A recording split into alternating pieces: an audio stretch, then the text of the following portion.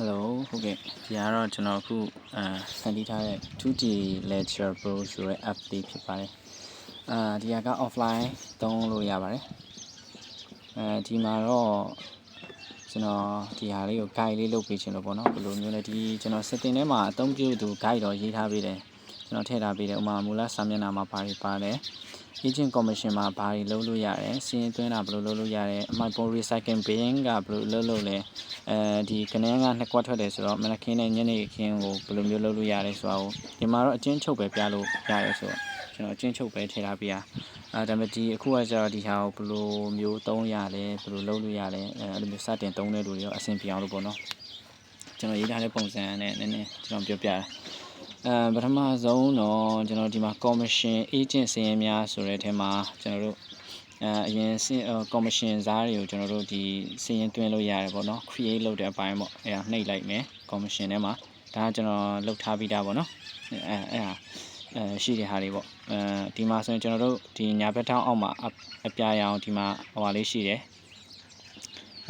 flex လေးပေါ့နော်ရ cloud လေးကိုနှိပ်လိုက်အဲ့ဆိုရင်ဒီမှာ agent တွေစီရင်သွင်းလို့ရပြီဒီမှာနာမည်ဘယ်သူလဲပေါ့နော်နာမည်က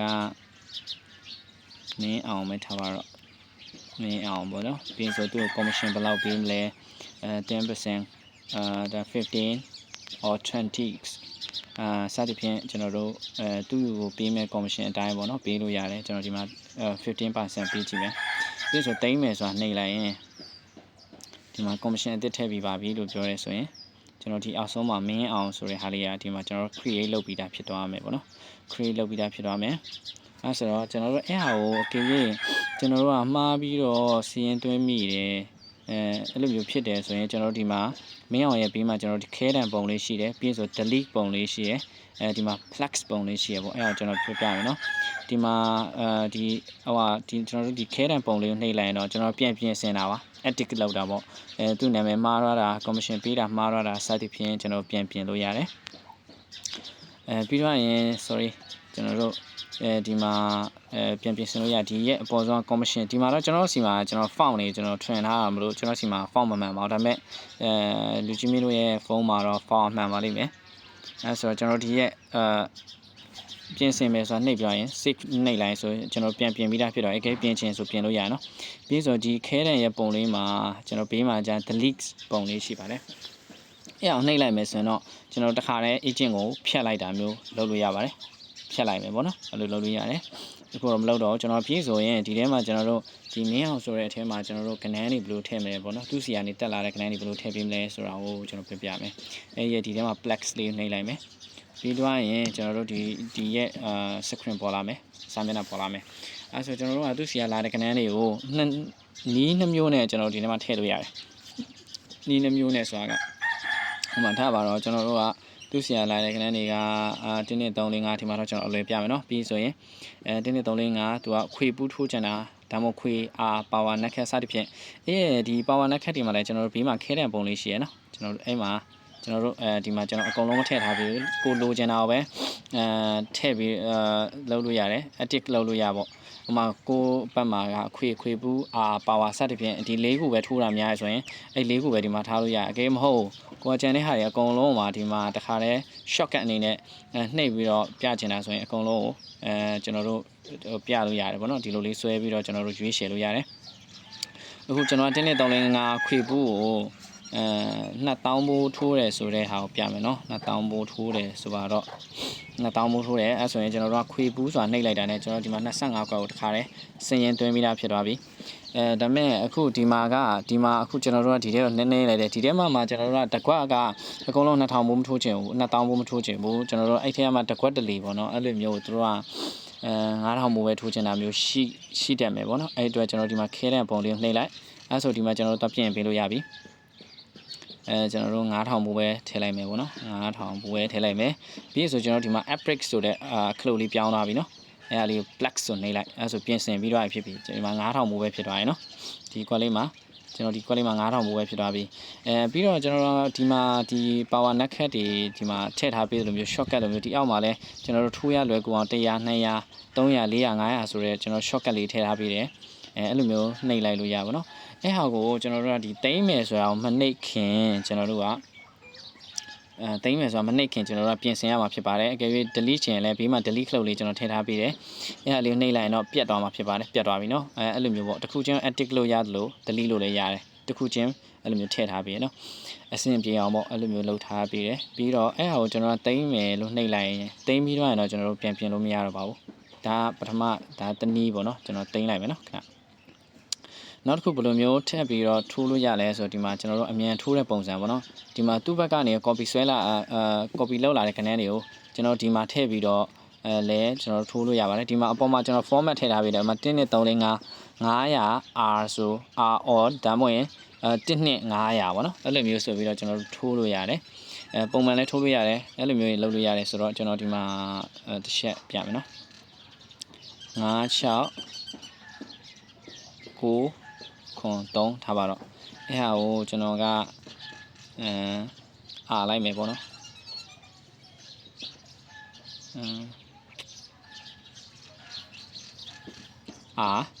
ပြီးတော့ရင်ကျွန်တော်တို့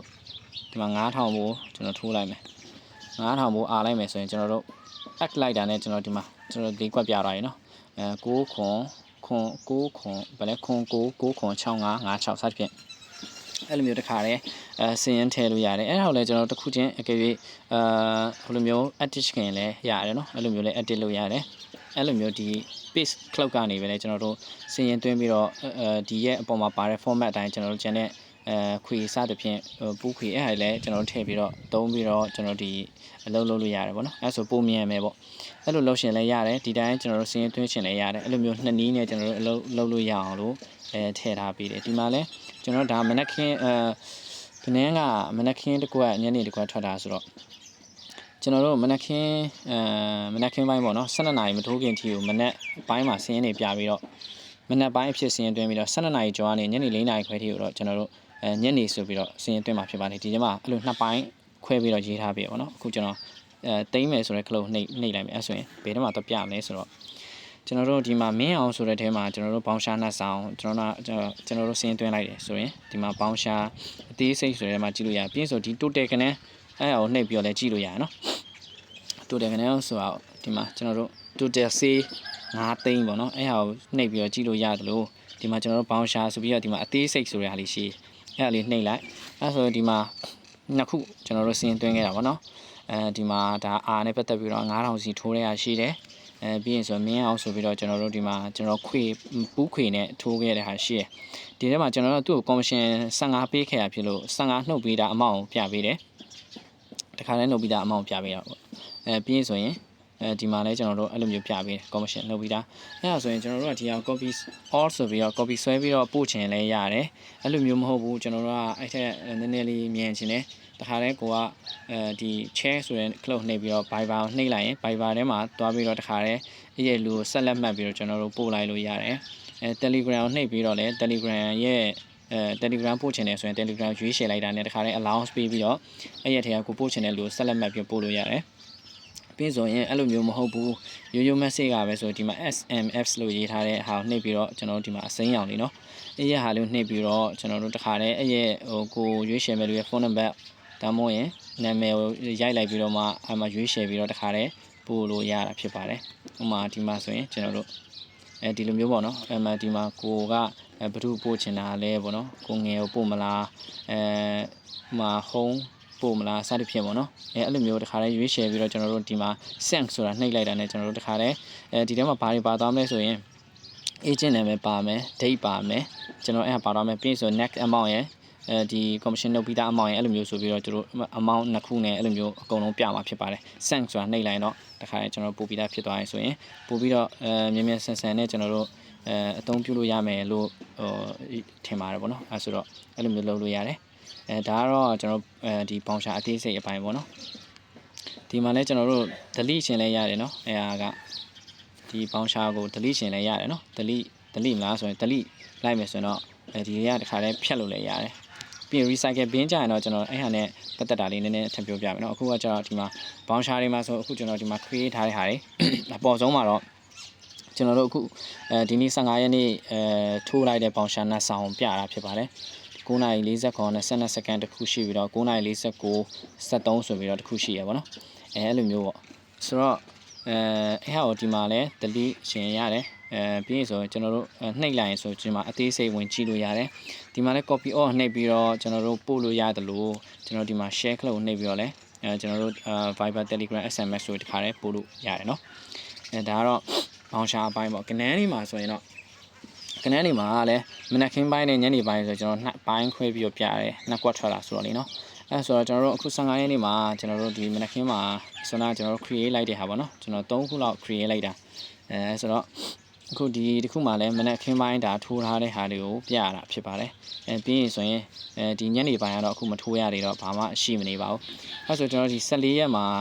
ကျွန်တော် filter နဲ့ပြတာဖြစ်လို့14ရက်မှာညနေပိုင်းထိုးထားတာမရှိဘူးဒါပေမဲ့မနက်ခင်းပိုင်းမှာတော့ရှိတယ်73ရက်နေ့မှာမနက်ခင်းပိုင်းထိုးထားတာရှိတယ်ညနေပိုင်းထိုးထားတာလည်းရှိတယ်ဒီလို filter လေးနဲ့ပြတာဖြစ်ပါတယ်ဥပမာ15ရက်နေ့ဆိုရင်မနက်ပိုင်းညနေပိုင်း14ရက်ဆိုရင်မနက်ပိုင်းညနေပိုင်း73ရက်နေ့ဆိုရင်မနက်ပိုင်းညနေပိုင်းဆိုပြီးတော့ကျွန်တော်ကဏ္ဍတွေမှာလည်းခွဲပြီးတော့အဲ့ဟာလာကြည့်လို့ရပါတယ်ကျွန်တော် date လေးနဲ့ကျွန်တော်စီထားပေးတယ်ပြီးဆိုအဲ့ဟာကကဏ္ဍတွေပြတဲ့နေရာပေါ့နော်ပြီးဆိုစင်းသွင်းဒိုင်ချုပ်စင်းသွင်းလို့ရေးထားပေးတယ်ဒိုင်ချုပ်စင်းသွင်းကကျတော့ဘယ်လိုလုပ်လဲဆိုရင်အခုဒီမှာကျွန်တော်တို့ဒီနေ့15ရက်နေ့ထိုးလိုက်တဲ့ဟာတွေပေါ့နော်မနက်ပိုင်းပေါ့ဒီမှာကျွန်တော်တို့မနက်ပိုင်းဆိုတာလေးပြနေရနော်ဒါမနက်ပိုင်းထိုးလိုက်တဲ့ဟာတွေအဲဆိုကျွန်တော်တို့ကအပေါ်တိုင်းကိုတင်မယ်ကျွန်တော်တို့ကအောက်ကဘလောက်ဆိုပြီးတော့အဲ့လိုမျိုးဖြတ်ပြီးတော့ယူထားချင်တာမျိုးရှိတယ်ပေါ့နော် break pan နဲ့လို့ပြောတယ်ပေါ့အဲဆိုကျွန်တော်ဘယ်လိုလုပ်လဲဆိုရင်အခုကျွန်တော်ဒီမှာ2000မိုးထိုးထားတဲ့ဟာရှိရဆိုရင်ကျွန်တော်တို့အဲ့ထက်က1000မိုးပဲကျွန်တော်တို့ကယူမယ်ဆိုရင်1000လို့ရေးလိုက်တာနဲ့1000ရဲ့ကျွန်တဲ့ဟာတွေက over ဖြစ်သွားတဲ့ဟာပေါ့နော်အဲ့ဒါတွေကညာဘက်မှာပြပြီးတော့1000နဲ့1000အောက်တည်းကကျွန်တော်တို့ဒီရဲ့ဘယ်ဘက်မှာပြမှာဖြစ်ပါတယ်ကျွန်တော်တို့အဲ့လိုမျိုးဆိုပြီးကျွန်တော်တို့ break fan လို့ရတယ်ကျွန်တော်စိတ်ကြိုက်ဖန်လို့ရတော့1000မှမဟုတ်ဘူးက9000ပဲဆိုလဲ9000ရဲ့9000ကနေ9000အောက်ကိုဘယ်ဘက်မှာပြပြီးတော့9000ကနေ9000အထက်ကိုတော့ကျွန်တော်တို့ဒီညာဘက်မှာပြမှာဖြစ်ပါတယ်အဲ့ဆိုရင်ကျွန်တော်တို့ကဒီ9000 1000အခုကျွန်တော်1000 break fan လိုက်တော့1000ကနေလွန်တဲ့ဟာတွေကျွန်တော်တို့ကအပေါ်တင်ချင်တဲ့အစင်းလုံးမယ်ပေါ့နော်အဲ့ဆိုကျွန်တော်တင်မယ်ဆိုတာနှိပ်လိုက်မယ်ပြီးရင်ဆိုရင်တေချာတယ်တင်မယ်အဲ့ဆိုရင်ဒီလို main function တင်ပြီးပါပြီလို့သူပြောရဆိုဒီအဲ့ရတင်မယ်ဆိုတာကိုနှိပ်ရင်ကျွန်တော်တို့ဒီမှတ်တမ်းထဲမှာတော့ကြည့်လို့ရပါတယ်ဒီအပေါ်ဆုံးမှာပေါ်နေတာ2,400,000ဆိုပြီးတော့ကျွန်တော်စောနာတင်မယ်စင်းဆိုပြဒီမှာတော့ main လို့ပဲပေါ်ပါလိမ့်မယ်ဒါဆိုကျွန်တော်တို့ဒီ1000ကနေ1000ကိုကျွန်တော်သွားတဲ့ဟာတွေကိုဒီရဲ့main voucher ထဲရောက်သွားပြီ copy all လုပ်ပြီးတော့ပို့ချင်လဲရတယ်share လို့နှိပ်ပြီးတော့ Viber Telegram SMS ဆိုပြီးတော့ပို့ချင်လဲရပါတယ်အဲ့လိုမျိုးလုပ်လို့ရတယ်ပြီးရင်ဆိုကျွန်တော် delete ချင်လဲအကယ်၍ကိုကအားလုံးပြီးသွားပြီ delete ချင်လဲဆိုရင်လဲ delete လို့ရတယ်ပြီးတော့အခုကျွန်တော်တို့ဘယ်ဘက်ချမ်းကြံနေရဆိုတော့တိမ့်မယ်ဆိုတာနှိပ်လိုက်ပြီးတော့ရင်တိမ့်မယ်လို့နှိပ်လိုက်ရင်ရဲချုပ်တယ်ရောက်တော့မှာဆိုင်အောင်ခဏလာခဲ့အောင်နဲ့ကုမ္ပဏီလေးသွားပေးလိုက်ရှင်လို့တဲ့ဟုတ်အဲ့ဆိုတော့အဲ့လိုမျိုးရှိရဲဆိုရင်ကျွန်တော်တို့ဒီဘယ်ဘက်မှာပြတဲ့ဟာတွေကဒီကျွန်တော်တို့တိမ့်မယ်ဆိုတာနှိပ်လိုက်ရင်ရဲချုပ်တယ်ရောက်တော့မှာတခါတည်းရဲချုပ်ထဲမှာအပေါ်မှာ2,600,000ပေါ့နော်2,600,000ဆိုရင်ပြနေတာကျွန်တော်တို့1000ကနေရောဒီမှာ9000နေပါတယ်နော်ကျွန်တော်1000လို့ဖြတ်လိုက်ရင်1000အောက်1000နဲ့1000အောက်ကိုဘယ်ဘက်မှာပြပြီးတော့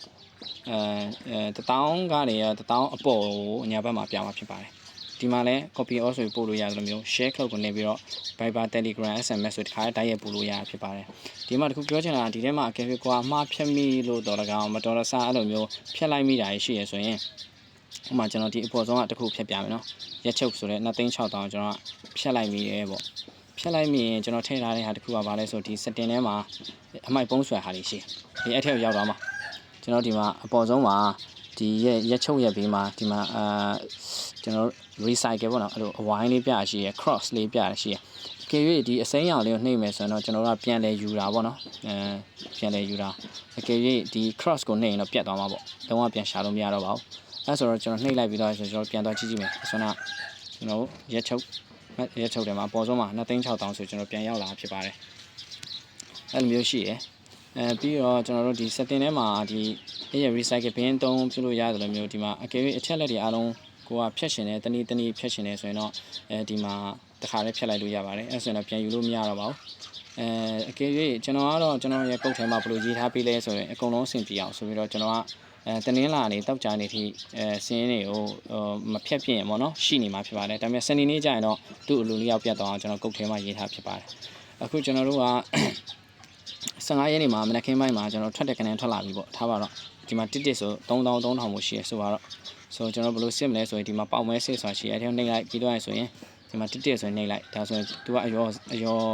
အရှုံးအမြတ်တစ်ခါတွက်ပြီးမှာပေါ့နော်ဒီမှာတစ်ထွက်တယ်ဆိုရင်တစ်ကိုထိုးတဲ့တစ်ထိုးထားလို့ပါတဲ့ agent တွေဒီမှာပြမှာမောင်မြင့်မှာပါတယ်မောင်အေးမှာပါတယ်မင်းအောင်မှာလည်းပါတယ်ပေါ့နော်မင်းအောင်မှာဆိုရင်2000ဘူးပါတယ်မောင်အေးမှာဆိုရင်2000ဘူးပါတယ်မောင်မြင့်မှာမပါဘူးမောင်မြင့်မှာစားလို့ရတယ်ပေါ့အဲ့ဒါဆိုရင်ကျွန်တော်ဒီမှာသူ့နောက်မှာရောကြီးဘယ်လောက်ရောရမလဲအဲ့ဟာတွေလည်းပါတယ်ပေါက်ကြီးဖော်ပြထားတယ်ဒီမှာ main မှာဆိုရင်လည်း main အကောက်ကိုကျွန်တော်တို့ပို့လိုက်တဲ့ထဲမှာဘယ်လောက်ပါတော့လဲဘယ်လောက်ရောရမလဲဆိုတာလည်းကျွန်တော်ဒီမှာ main direct ဆိုပြီးတော့မှပြတာဖြစ်ပါတယ်ပြီးဆိုဒီမှာဒိုင်ချုံမှာတော့အချိုးမြတ်ဒီနေ့ဘယ်လောက်ဖိုးရောင်းရလဲဘယ်လောက်ရော်ရလဲအရှုံးမြတ်တစ်ခါတွက်ပေးရဖြစ်ပါတယ်ဒီလိုမျိုးလေးကျွန်တော်စီစဉ်ထားရှိပါတယ်ဒါကမနက်ခင်းပိုင်းအတွက်ပေါ့နော်ညနေပိုင်းမှာဆိုရင်ဒီဘက်ကညနေပိုင်းဆိုတာလေးကျွန်တော်နှိမ့်လိုက်ရပါပြီညနေပိုင်းမှာတော့မရှိဘူးပေါ့နော်ဒီမှာတော့ကျွန်တော်တို့အဲ့လိုမျိုးမနက်ခင်းပိုင်းအတွက်ဒါတွက်ပြဖြစ်ပါတယ်1000